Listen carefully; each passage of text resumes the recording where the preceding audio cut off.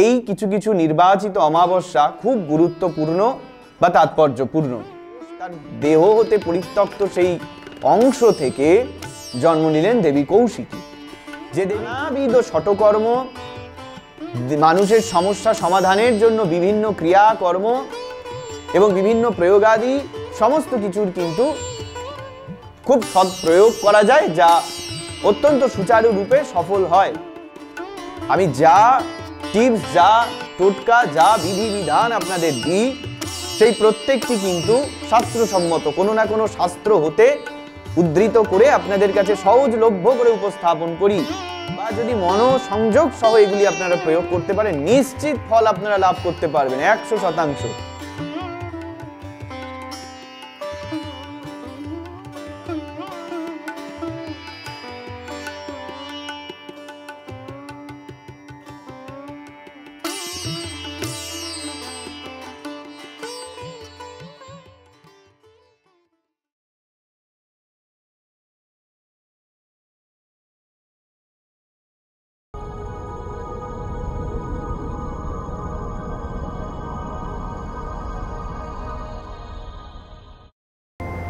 জয় মা। আজকে কৌশী অমাবস্যা নিয়ে আলোচনা করব। কৌশী অমাবস্যা, যা কৌশিকী অমাবস্যা রূপে প্রচলিত, এ বিষয়ে কিছু গুরুত্বপূর্ণ সমস্যা সমাধানের টোটকা এবং গুরুত্বপূর্ণ কিছু তথ্য নিয়ে আজকের আলোচনা অনুষ্ঠান। তবে আলোচনার পূর্বে সকলের কাছে আমার অনুরোধ, চ্যানেল এবং ভিডিওটি যদি আপনাদের গ্রহণযোগ্য বলে মনে হয় তাহলে চ্যানেলটি অবশ্যই সাবস্ক্রাইব করুন এবং বেল আইকনটি প্রেস করে দিন, যাতে পরবর্তীতে আরও নতুন ভিডিও প্রকাশিত হলেই সঙ্গে সঙ্গে নোটিফিকেশান আপনাদের কাছে পৌঁছায়। শুরু করছি আজকের কৌশী অমাবস্যা আলোচনা। আমাদের সনাতন শাস্ত্র তথা হিন্দু শাস্ত্রে যে কয়টি অমাবস্যা 12 মাসে উল্লেখিত, তার মধ্যে দীপান্বিতা অমাবস্যা, ফলহারিণী অমাবস্যা, কৌশী অমাবস্যা, এই কিছু কিছু নির্বাচিত অমাবস্যা খুব গুরুত্বপূর্ণ বা তাৎপর্যপূর্ণ। এই অমাবস্যাগুলো প্রত্যেকটি একে অন্যটির তুলনায় অধিক কার্যকরী এবং প্রত্যেকটি খুব গুরুত্বপূর্ণ তাৎপর্য রাখে। এই কৌশী অমাবস্যা কথাটি কুশ থেকে কৌশী শব্দের উৎপত্তি, যা অপভ্রংশ হয়ে কৌশিকী শব্দে পরিণত হয়েছে। কেউ কেউ একে কৌশিকী অমাবস্যা বলে অভিহিত করেন, কিন্তু কৌশিকী শব্দটি ভুল, এটি কৌশী অমাবস্যা এই শব্দটি হলো সঠিক। কুশ থেকে কৌশী শব্দের আবির্ভাব যেমনটি আমি বলছিলাম, আবার দেবী কৌশিকীর সঙ্গে এই কৌশী অমাবস্যা বা কৌশী কথাটির একটি তাৎপর্য, একটি সম্মিলিত বিষয় দেখা যায়। মহাদেবের সঙ্গে দেবীর প্রায়শই কোনো না কোনো ছোট বড় বিষয় নিয়ে নানান রূপ অম্লমধুর সংঘাত হতো, এটি আমরা প্রত্যেকেই জানি। ঠিক যেভাবে একটি সুষ্ঠু দাম্পত্য জীবনে স্বামী স্ত্রীর মধ্যে কলহ হয় নানাবিধ ক্ষেত্রে, নানাবিধ কারণবশত, ছোট বড় একটি মিষ্টি অশান্তি, ঠিক সেই রকম মহাদেব এবং দেবীর মধ্যে সাময়িক কিছু সমস্যা। দেবীকে একবার মহাদেব তার কৃষ্ণ বর্ণ, কালো বর্ণ বা শ্যামলা বর্ণের জন্য তাকে কিছু বিদ্রুপমূলক কটাক্ষ করেছিলেন, এবং এই কটাক্ষের জন্য দেবী অপ্রস্তুত, অপ্রসন্ন হয়ে দেবী তার প্রতি ক্ষুব্ধ হন এবং মহাদেবকে ছেড়ে তিনি কিছু সময়ের জন্য চলে যান। এরপর দেবী শুরু করলেন তার তপস্যা। সেই তপস্যার শেষে দেবীর কৃষ্ণ বর্ণের যে শরীরের কোষ বা দেবীর শ্যামলা বর্ণের যে শরীরের কোষ, সেইটিকে তিনি পরিত্যাগ করলেন এবং তিনি হয়ে উঠলেন গৌরী রূপে। এবং তার এই যে কৃষ্ণ কোষ পরিত্যাগ, এই কৃষ্ণ বর্ণ কালো বর্ণের সেই কোষ তার দেহ হতে পরিত্যক্ত সেই অংশ থেকে জন্ম নিলেন দেবী কৌশিকী। যে দেবী কৌশিকী আমরা তন্ত্রে বিশেষ ব্যবহার, বিশেষ তার প্রয়োগ, তার পূজার ক্ষেত্রে বিধিবিধান আমরা দেখতে পাই। এবং এই যে দেবী কৌশিকী, এই কৌশিকীর থেকে এই কৌশী অমাবস্যাকে কিন্তু সম্পর্কিত করা হয়। বামদেব এবং তারাপীঠের সঙ্গে এই কৌশী অমাবস্যার খুব গুরুত্বপূর্ণ সম্পর্ক রয়েছে। তবে কুশের সঙ্গে, আমি যেমনটি বলছিলাম, কুশ থেকে কৌশী কথার উৎপত্তি, এই কুশের সঙ্গেও কিন্তু কৌশী শব্দের একটি অদ্ভুত সম্মিলন রয়েছে, অদ্ভুত একটা সংস্পর্শ রয়েছে। কি না, একে কুশ উৎপাটনী অমাবস্যা বলা হয়। বলা হয় কুশ যে দ্রব্য, যে কুশ রূপে যেটি আমরা ব্যবহার করি বিভিন্ন পূজা পাঠের ক্ষেত্রে, এই কুশ হলো শ্রীহরি তথা ভগবান বিষ্ণুর গায়ের লোম। এবং ভগবান বিষ্ণু হরি শয়নকালে এই কুশ তোলা, এই কুশ হচ্ছে একটি গাছ, এবং এই গাছের মতন বা সেই ঝোপের মতন যেগুলি হয়ে থাকে সেইগুলিকে কেটে শুকিয়ে তার থেকে এই কুশ প্রস্তুত করা হয়। এটি প্রকৃতি প্রদত্ত। তবে হরি শয়নকালে এই কুশ উত্তোলন করা নিষিদ্ধ। কিন্তু কৌশী অমাবস্যার সময় বা কৌশী অমাবস্যার দিন শাস্ত্রে নির্ধারিত এই কুশ উত্তোলনের জন্য সর্বাপেক্ষা উল্লেখযোগ্য এবং সবচেয়ে উপযুক্ত তিথি বা সময়। এই কৌশী অমাবস্যা তিথিতে কুশ উত্তোলন করে রেখে দিলে সারা বছর সেই উত্তোলিত কুশ দ্বারা দেবদেবীর পূজা এবং দশবিধ সংস্কার ও মঙ্গল কার্যগুলি অনুষ্ঠিত হয়। তাই তার থেকে সেই কুশ উৎপাটন করা থেকে কুশ উৎপাটনী অমাবস্যা বা কৌশী অমাবস্যা নামও কিন্তু এসেছে। তাহলে বোঝা যাচ্ছে এই কৌশী অমাবস্যা শুধু অমাবস্যা নয়, এর সঙ্গে আরও বিভিন্ন সনাতনী রীতিনীতি কিন্তু যুক্ত, যা তার গুরুত্বকে আরও কয়েক গুণ বাড়িয়ে তুলেছে। এইবার প্রতিটি অমাবস্যা মানেই হলো কুলতিথি, তন্ত্রোক্ত পূজা পাঠ ক্রিয়া কর্মাদির এক বিশেষ যোগ। তাই এই কৌশী অমাবস্যাও দীপান্বিতা এবং ফলহারিণী ও অন্যান্য অমাবস্যাগুলির মতন উল্লেখযোগ্য। আবার আমরা দেখি যে রটন্তী চতুর্দশী, এই রটন্তী চতুর্দশী কিন্তু আমরা চতুর্দশী কৃত্য পালন করি। এটা কিন্তু আবার অমাবস্যা কৃত্য না, এর যে কৃত্য পালিত হয় সেটা কিন্তু আবার তার পূর্বের দিন, চতুর্দশীর দিন। তো যাই হোক, কৌশী অমাবস্যা এই দিন কিন্তু নানাবিধ ষটকর্ম, মানুষের সমস্যা সমাধানের জন্য বিভিন্ন ক্রিয়াকর্ম এবং বিভিন্ন প্রয়োগাদি সমস্ত কিছুর কিন্তু খুব সৎ প্রয়োগ করা যায়, যা অত্যন্ত সুচারুরূপে সফল হয়। এবং এই যে প্রয়োগ, এর মধ্যে শত্রু দমন বা শত্রু নাশ, বশীকরণ, এই প্রয়োগগুলি কিন্তু অত্যন্ত তাৎপর্যপূর্ণ। এই প্রয়োগগুলি কিন্তু মূলত হয়ে থাকে শত্রু নাশের জন্য প্রয়োগ করা হয়, বশীকরণের জন্য প্রয়োগ করা হয়। এইরূপ প্রয়োগগুলি কিন্তু এই অমাবস্যার সঙ্গে যুক্ত। আমি কৌশী অমাবস্যার গুরুত্ব এতক্ষণ ব্যাখ্যা করছিলাম। এবার কৌশী অমাবস্যার কিছু গুহ্য তত্ত্ব আছে, গুহ্য রহস্য আছে, যা তন্ত্রোক্ত অতি গুহ্য রহস্য রূপে বর্ণিত। সেইগুলি এরূপ ভিডিওর মাধ্যমে সোশ্যাল মিডিয়ায় প্রকাশ করা অনুচিত। তাই সেই বিষয়ে, সেই গুপ্ত রহস্য নিয়ে আমি আলোচনা করব না। সেগুলি কেবলমাত্র তন্ত্র সাধক এবং বীরাচারী কৌলাচারীদের জন্যই বরাদ্দ। তবে কিছু বশীকরণ এবং এই শত্রু দমনার্থে কিছু বিশেষ প্রয়োগ বা টোটকা বা টিপস যাই বলুন না কেন, সেইটি আজ আমি উল্লেখ করছি, যা আসন্ন এই কৌশী অমাবস্যার দিন নিজেদের সেই সমস্যা সমাধানের জন্য যদি আপনারা প্রয়োগ করেন, তা অনেক গুণ বেশি আশু ফলদায়ী হবে। আমি প্রথমে শত্রু নাশের কিছু উপায় আপনাদের বলি, ভালো করে এটি নোট করবেন। কৌশী অমাবস্যার দিন থেকে শুরু করে, তবে প্রতিটি টোটকা, প্রতিটি টিপস বলবার পূর্বে আমি অবগত করব, আমি যা টিপস, যা টোটকা, যা বিধিবিধান আপনাদের দিই, সেই প্রত্যেকটি কিন্তু শাস্ত্রসম্মত, কোনো না কোনো শাস্ত্র হতে উদ্ধৃত করে আপনাদের কাছে সহজলভ্য করে উপস্থাপন করি। কিন্তু তন্ত্র বা এইসব প্রয়োগ হচ্ছে কোনো ক্রিয়া সাধনের জন্য শর্টকাট প্রসেস নয়। অর্থাৎ আপনি যদি মনে করেন একদিনে একবার একটি ক্রিয়ার মাধ্যমেই আপনার সমস্যা পূর্ণরূপে সমাধান হবে, সেটি ভ্রান্ত ধারণা। এই বিষয়গুলি অত্যন্ত সূক্ষ্ম এবং ধৈর্য এর জন্য বহু প্রয়োজন। ধৈর্য ধরে ধীর স্থির চিত্তে দীর্ঘদিন ধরে এগুলি প্রয়োগ করে গেলে, বা যদি মনোসংযোগ সহ এগুলি আপনারা প্রয়োগ করতে পারেন, নিশ্চিত ফল আপনারা লাভ করতে পারবেন 100%। আমি শত্রু দমনের জন্য প্রথম উপায়টি বলছি। দেখুন, কৌশী অমাবস্যার দিন থেকে এটি শুরু করতে হবে এবং প্রতি শনি ও মঙ্গলবার এবং অমাবস্যা, মাসে একটি অমাবস্যা এবং যতগুলি 4টি শনি 4টি মঙ্গলবার পড়বে আপনারা করতে পারেন। যদি কোনো শনি মঙ্গলবার ছেড়ে দেন তাহলে অন্য দিনগুলিতে করবেন এবং অমাবস্যাগুলি অবশ্যই করবেন। এটি পরপর 3 মাস করবেন। কি করবেন? 108টি আটার গুলি, আটা মেখে যে ছোট্ট ছোট্ট আটার গুলি তৈরি করবেন এবং সেটি 108টি আটার গুলি আপনারা তৈরি করবেন এবং অমাবস্যা যখন লেগে থাকবে সেই তিথি মধ্যে এই ক্রিয়াটি করবেন।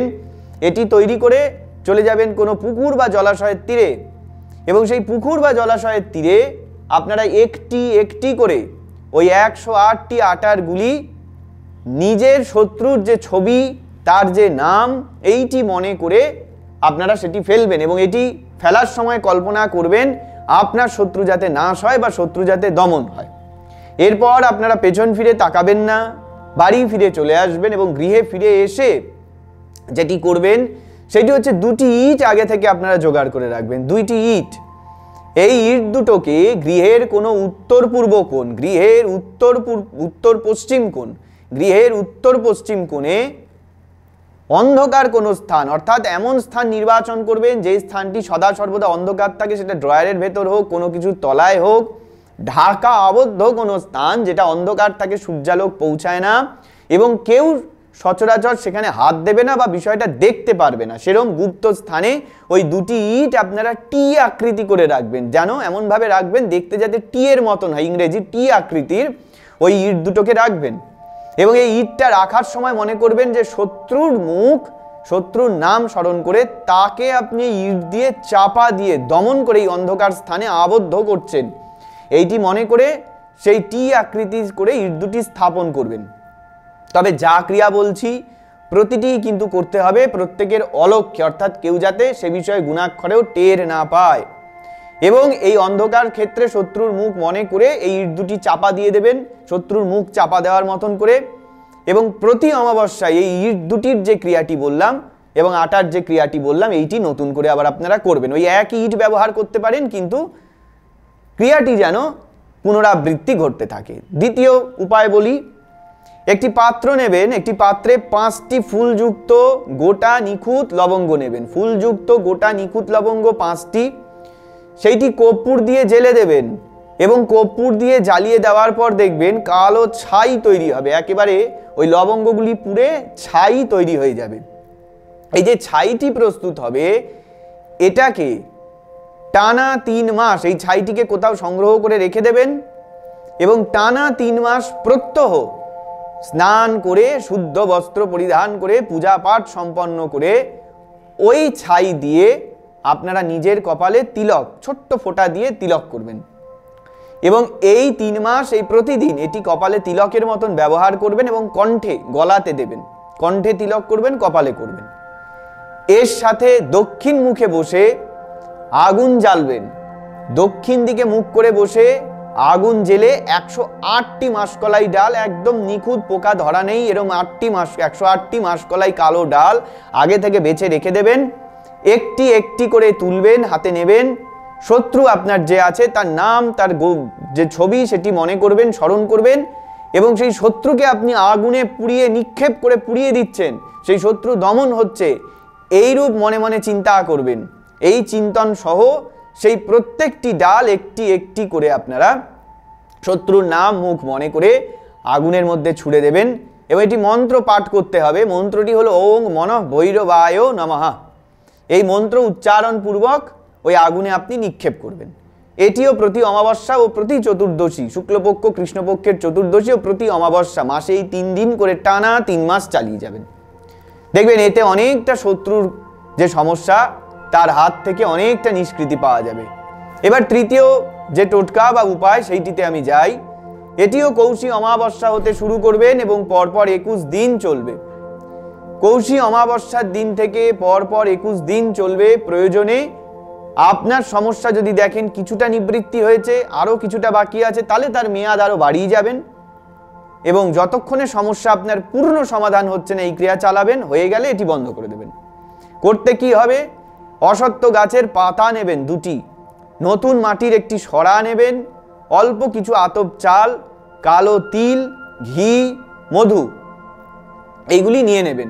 আমি যে উপায়টি বলছি এই উপায়টিতে শুধু শত্রু নাশ নয়, এই তৃতীয় যে উপায়টি বলছি এতে কিন্তু শত্রু নাশের সাথে বা শত্রু যদি আপনাকে কোনোভাবে কোনো আপনার কর্মে বাধা সৃষ্টি করে তাহলে সেই কর্ম বাধাগুলি নাশ হতেও সাহায্য করবে এবং তার সঙ্গে আপনার আয় বৃদ্ধি, লক্ষ্মী লাভ, শ্রীবৃদ্ধি, কর্মক্ষেত্রে উন্নতি এবং কর্মজীবন, সেটা ব্যবসা হোক, কার্য অফিস হোক, অন্য যে কোনো কার্যক্ষেত্র হোক, যে কোনো ক্ষেত্রে সেই ব্যবসা, কর্ম, সমস্ত ক্ষেত্রে উন্নতি এবং লক্ষ্মীর আশীর্বাদ বা শ্রীবৃদ্ধি লাভের জন্য কিন্তু তা যথাযথ কার্যকরী ভূমিকা রাখবে। এই উপায়টি করতে হবে কি, এই কৌশী অমাবস্যার দিন যেগুলি বললাম, অশ্বত্থ গাছের 2টি পাতা, নতুন মাটির সরা এবং অল্প আতপ চাল, কালো তিল, ঘি এবং মধু, কর্পূর, এগুলিকে মেশাবেন।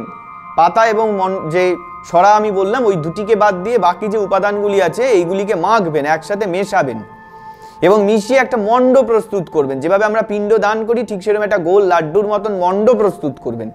এরপর ওই মাটির সরার উপরে ওই অশ্বত্থ পাতাটিকে রাখবেন, তার উপরে মণ্ডটিকে রাখবেন, তার উপর আবার একটি পাতা দিয়ে সেটা আচ্ছাদিত করে দেবেন, চাপা দিয়ে দেবেন, ঢেকে দেবেন এবং এইটি আপনার ঠাকুরের আসনে রেখে পূর্ব বা উত্তর মুখে বসে মা লক্ষ্মীর সামনে রেখে মা লক্ষ্মীর যথাবিহিত যথাশক্তি পূজা দেবেন। যা আপনার সাধ্য, যা আপনার সামর্থ্য, সেই সাধ্যানুসারে তার পূজা করবেন এবং সমগ্র পূজা সম্পন্ন হওয়ার পর মা কালী এবং মা লক্ষ্মীর কাছে প্রার্থনা করবেন যাতে শত্রুর দ্বারা যে সমস্ত সমস্যা ও কর্ম বন্ধন বা কর্ম বাধাগুলি আপনার ক্ষেত্রে সৃষ্টি করা হয়েছে সেই কর্ম বাধাগুলি যাতে নাশ হয় এবং আপনার যাতে লক্ষ্মী লাভ হয়।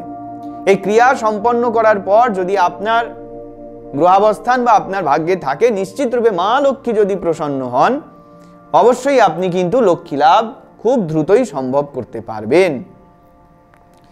তবে একটি কথা বলি, যে অশ্বত্থ গাছের পাতা উত্তোলনের কথা বললাম, এই পাতাটি কিন্তু সকাল 9টার পূর্বে তুলে আনতে হবে, কারণ শাস্ত্র বর্ণিত সকাল 9টার পর অশ্বত্থ গাছে মা অলক্ষ্মীর আবাস থাকে এবং সকাল 9টা পর্যন্ত প্রত্যহ মা লক্ষ্মী কিন্তু ওখানে অবস্থান করেন। তাই সকাল 9টার পূর্বে এই অশ্বত্থ গাছের পাতা আপনারা তুলে নিয়ে চলে আসবেন এবং যা বললাম সেই ক্রিয়াটি সম্পন্ন করবেন।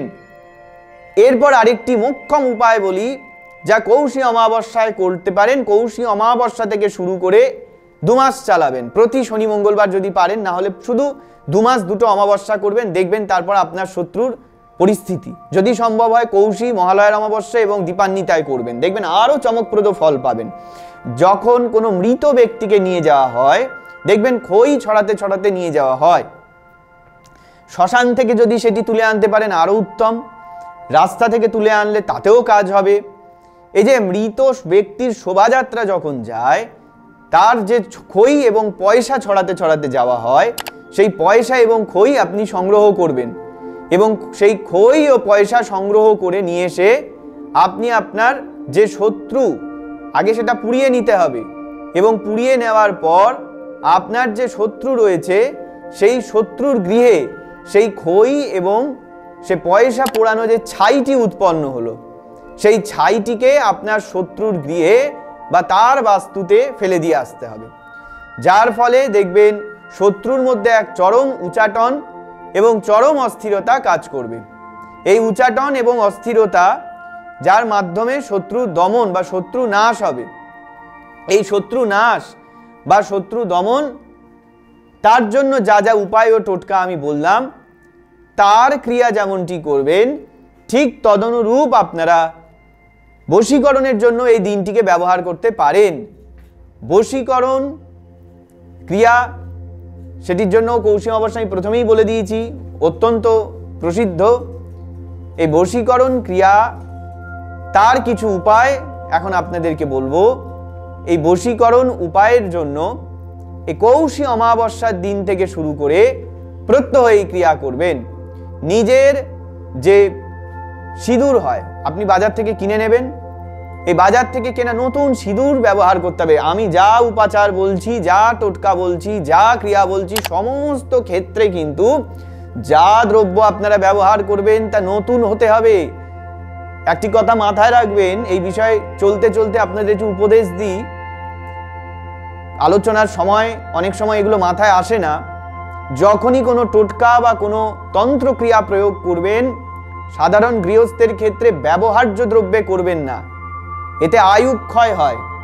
যা দরকার সেই দ্রব্য বাজার থেকে সংগ্রহ করে নতুন দ্রব্যের মাধ্যমে আপনারা কিন্তু করবেন। কি করতে হবে, বশীকরণের অনেক উপায় বলে দিচ্ছি, ভালো করে এটি নোট করবেন।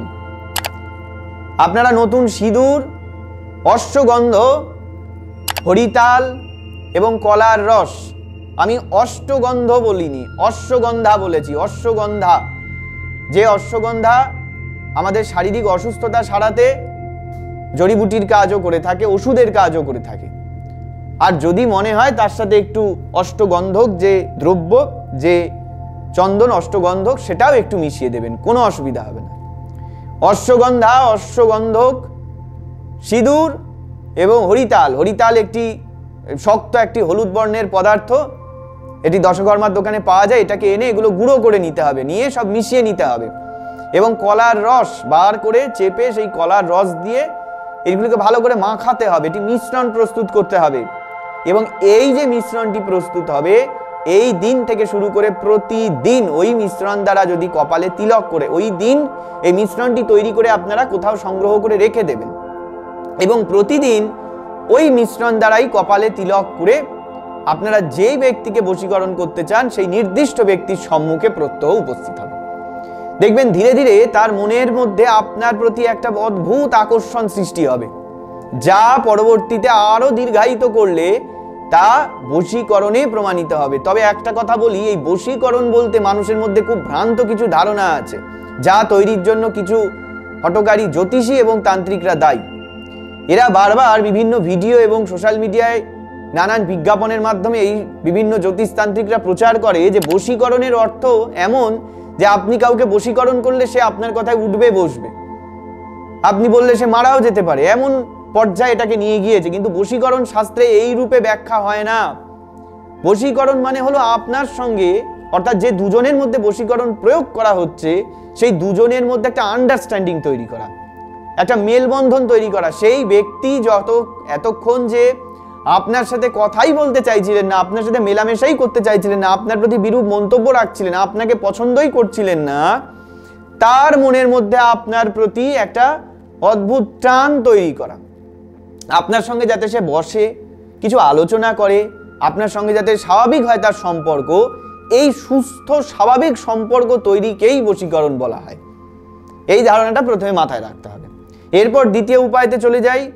এটি প্রেমিক প্রেমিকা অথবা স্বামী স্ত্রীর মধ্যেও করতে পারেন, কারণ এই বশীকরণ যা উপায় আমি বলবো সেটি প্রেম, ভালোবাসা, লাভ, রিলেশনশিপ, অ্যাফেয়ার্সের ক্ষেত্রে সেই সম্পর্কটাকে আরও মধুর করতে, আরও ভালো করার জন্য প্রয়োগ হয় এবং এটি খুব গুরুত্বপূর্ণ টোটকা। কি করতে হবে? আপনার মাথার চুল এবং তার মাথার চুল, অর্থাৎ যে দুই ব্যক্তির মধ্যে বশীকরণ ক্রিয়া করতে চাইছেন, এই দুই ব্যক্তির মাথার চুল একসঙ্গে একত্রিত করে উত্তর মুখে স্নান করে শুদ্ধ বস্ত্রে ওই অমাবস্যা রাত্রিতে দাঁড়িয়ে সেটিকে আগুনে পোড়াতে হবে এবং প্রতি অমাবস্যা এই ক্রিয়াটি শুধু করতে হবে। নিশি রাত কাল অর্থাৎ রাত্রিতেই করতে হবে এবং যতক্ষণ না পর্যন্ত এই ক্রিয়াটি পুরোপুরি হবে ততক্ষণ পর্যন্ত এটা চালিয়ে যেতে হবে। আমি 3 মাস বলেছি, যদি সম্ভব হয় তার মেয়াদ বৃদ্ধি করতে হবে। তবে এই চুল দুজন ব্যক্তির, যে অন্য অপরপক্ষে যে পার্টনার, তার মাথা থেকে এমনভাবে সংগ্রহ করতে হবে যাতে সে কোনোভাবে বুঝতে না পারে। এরপর আমি তৃতীয় উপায় বলছি। এটি শনিবার যুক্ত পুষ্যা নক্ষত্রেও করতে পারেন বা ওই পুষ্যা নক্ষত্র শনিবার যুক্ত শুরু করতে পারেন তখন থেকে, অথবা এই দিন থেকে শুরু করে টানা আপনারা 3 মাস চালিয়ে যেতে পারেন। এক্ষেত্রে কি হচ্ছে না, কোনো ধোপা, যারা কাপড় চোপড় কাচে, ধোপার কাজ করে, এই ধোপার গৃহ থেকে, তার উঠোন, তার ক্ষেত্র থেকে 1 মুঠো মাটি তুলে নিয়ে আসতে হবে এবং এই মাটি তুলে নিয়ে এসে তা কোনো রবিবার, যে কোনো রবিবার ওই দিন মাটিটি তুলে নিয়ে চলে আসবেন এবং এনে তা যে কোনো রবিবার করে, বা প্রতি মাসে 4-5টা রবিবার পরে, সেই প্রতি রবিবারে সেই আপনার স্ত্রী হোক, আপনার প্রেমিকা হোক, তার মাথাতে তার অজান্তে এটা দিতে হবে। একটা কথা বলি, এই যে উপায়টি আমি বললাম এটা কিন্তু মূলত স্ত্রী বা প্রেমিকা বশীকরণের জন্য বলেছি। এখানে কিন্তু পুরুষের ওপর এটা প্রয়োগ করলে খুব একটা ফলদায়ী হবে না। তবে যদি খুব সমস্যা থাকে করে দেখতে পারেন, নিশ্চয়ই কিছু প্রভাব তো আপনারা নিশ্চয়ই পাবেন। তবে কোনো পুরুষ বা কোনো স্বামী যদি তার প্রেমিকা বা তার স্ত্রীর ওপর এই ক্রিয়া প্রয়োগ করতে চান, সেইটি কিন্তু অধিক আশু ফলদায়ী হবে। আমি এরপর চতুর্থ একটি টোটকা বলি। এটা বিভিন্ন ক্ষেত্রে অনেকে প্রয়োগ করেছে, খুব সুন্দর ফল তারা পেয়েছে, অতি উপকারী এবং অত্যন্ত প্রাসঙ্গিক ও কার্যকারী টোটকা এটা, এবং খুব দ্রুত ফলদায়ী টোটকা বশীকরণের ক্ষেত্রে। এবং এই টোটকা বা এই ক্রিয়াটি শুধুমাত্র, আমি যে বারবার বলছি, লাভ, অ্যাফেয়ার্স, রিলেশনশিপ, হাজব্যান্ড ওয়াইফ, স্বামী স্ত্রীর সম্পর্ক, এক্ষেত্রে নয়।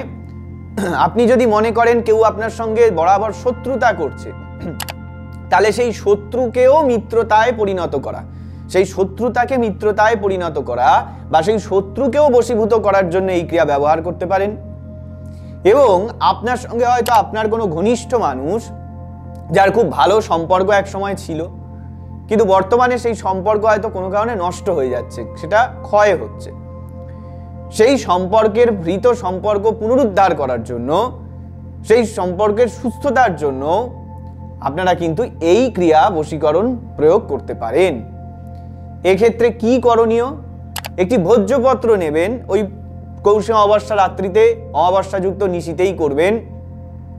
একটি ভোজ্যপত্র নেবেন এবং ভোজ্যপত্রে একটি মন্ত্র বলে দিচ্ছি, ওং ভীং ক্ষাং ভোং মোহায় মোহায় স্বাহা। এই মন্ত্রটি আপনারা লাল কালি দিয়ে লিখবেন এবং লাল কালিটা হবে আলতার।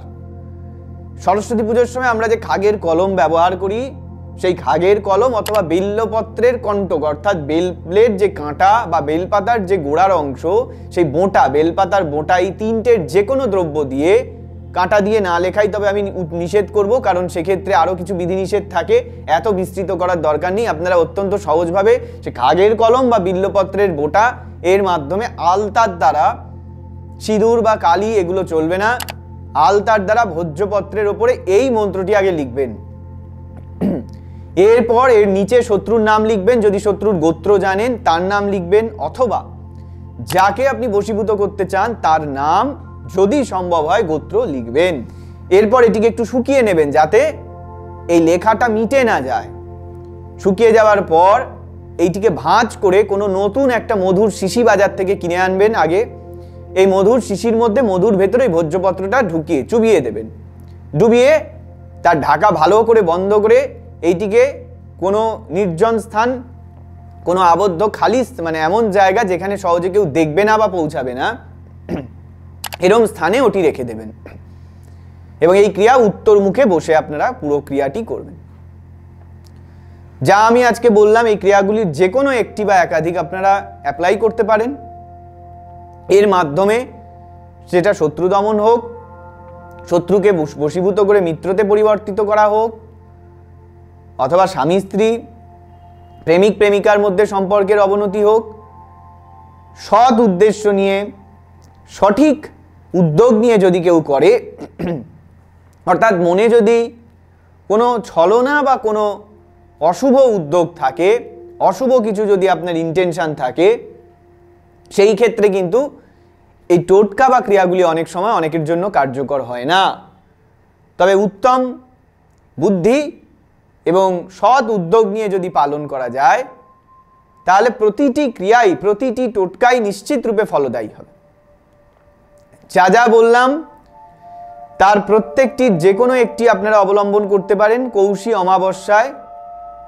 এই কৌশী অমাবস্যার যে কোনো ক্রিয়া, অথবা শুধুমাত্র দেবী প্রীতি কামও যারা পূজা করবেন, সেক্ষেত্রেও বিশেষ ক্রিয়ার মাধ্যমে, বিশেষ মানসিক সংকল্পের মাধ্যমে পূজা করলে নিশ্চিত ফল লাভ আপনারা করতে পারবেন।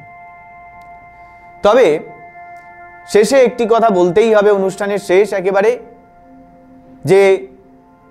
যে কোনো ক্রিয়া, যে কোনো অমাবস্যা, পূজা পাঠ, এক্ষেত্রে আমরা সদা সর্বদাই এইগুলির, এই যে বশীকরণ, শত্রু দমন, যা শঠকর্মের অন্তর্ভুক্ত, সবসময় এইরূপ নানাবিধ মারণ, মোহন, বশীকরণ, উচ্চাটন, স্তম্ভন, এসব শঠকর্ম করার জন্য এগুলিকে ব্যবহার না করে কিছু কিছু ক্ষেত্রে তার আধ্যাত্মিক তাৎপর্যটা নিজের মধ্যে অনুধাবন করার জন্য ব্যবহার করা উচিত। আমার বক্তব্যের অর্থ এই যে সদা সর্বদা যে কোনো অমাবস্যা, যে কোনো পূর্ণিমা, যে কোনো উপযুক্ত তিথি, আমরা এগুলো ব্যবহার করছি সবসময় আমাদের নিজেদের উদ্দেশ্য সাধন করার জন্য, উদ্দেশ্য পূরণ করার জন্য। কিন্তু দেবী প্রীতি কাম, অর্থাৎ দেবীর প্রীত্যার্থে, দেবীর প্রীতি লাভের উদ্দেশ্যে কিন্তু সে পুজোটি হওয়া উচিত বা ক্রিয়াটি হওয়া উচিত। এই ধরনের টোনা টোটকা, টিপস, জাদুবিদ্যা, ব্ল্যাক ম্যাজিক, যাই হোক, যে যা তার প্রয়োজনে যেগুলি প্রয়োগ করেন, এগুলি বারবার প্রয়োগ করতে করতে সেই ব্যক্তির মধ্যেও প্রমুখ নেগেটিভ ঊর্জার কিন্তু একটা অদ্ভুত স্থায়ী তার মধ্যে হয়ে যায়, নেগেটিভ ঊর্জা তার মধ্যে থাকতে শুরু করে, যা তার নিজের জীবনের বহু ক্ষেত্রেও বহু নেগেটিভ প্রভাব বা ঋণাত্মক প্রভাব কিন্তু দেয়। তবে কখনো কখনো মানুষের জীবনে এমন কিছু পরিস্থিতির আবির্ভাব ঘটে যখন এই জাতীয় বিষয় বা এই সমস্ত ক্রিয়াগুলি করা ছাড়া আর কোনো উপায় থাকে না। যেমন আমি বশীকরণের উপায়গুলি বলছিলাম, বিবাহিত কোনো স্বামী স্ত্রীর মধ্যে সম্পর্কের অবনতির ক্ষেত্রে সুস্থ সম্পর্ক সেক্ষেত্রে কামনা করে এই ক্রিয়াগুলি প্রয়োগ করাই যেতে পারে। তাই উদ্দেশ্য যদি সৎ ও প্রাসঙ্গিক হয়, যদি সুষ্ঠু উদ্দেশ্য হয়, তাহলে নিশ্চিতরূপে এই ক্রিয়াগুলির প্রয়োগ আপনারা করবেন এবং তাতে যথাবিহিত আপনারা ফল লাভ করতে পারবেন।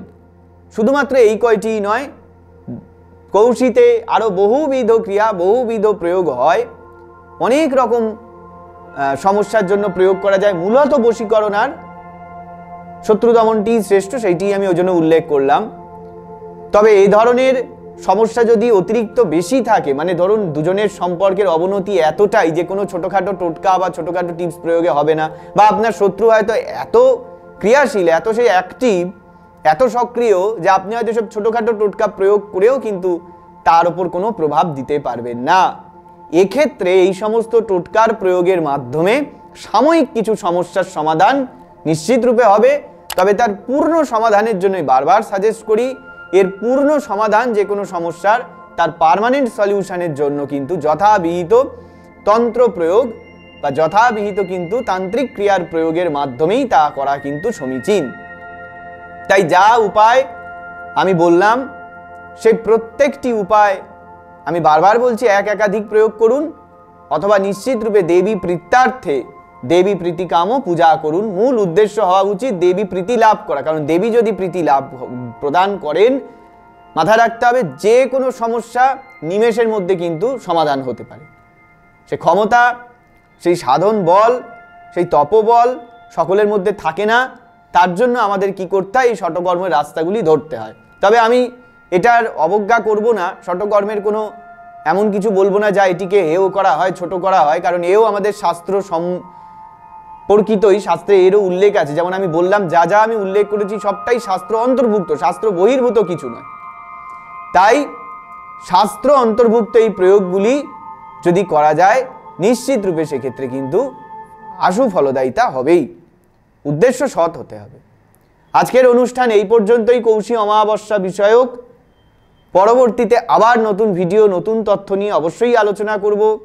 তন্ত্র, জ্যোতিষ এবং নানাবিধ আধ্যাত্মিক বিষয় সম্পর্কিত নানান তথ্য নিয়ে আলোচনা হবে। ততদিন পর্যন্ত সকলে ভালো থাকুন, সুস্থ থাকুন। জয় মা।